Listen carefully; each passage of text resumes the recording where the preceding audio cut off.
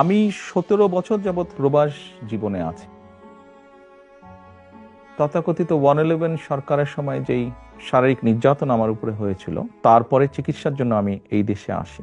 আমি যখন এখানে আসি, আমার ভাইকে আমি রেখে এসেছিলাম, ছোট ভাইকে।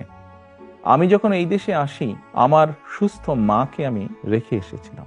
একটি ঘর রেখে এসেছিলাম, যেই ঘরে আমি এবং আমার ছোট ভাই বড় হয়েছি, যেই ঘরে আমার বাবার স্মৃতি ছিল, যেই ঘরে আমাদের ২ ভাইয়ের সন্তানরা জন্মগ্রহণ করেছিল, যেই ঘরে আমার মায়ের বহু স্মৃতি ছিল, সেই স্মৃতিগুলোকে ভেঙে চুরে ধুলায় মিশিয়ে দেওয়া হয়েছে। যে ভাইকে আমি রেখে এসেছিলাম, সেই ভাই এখন আর নেই।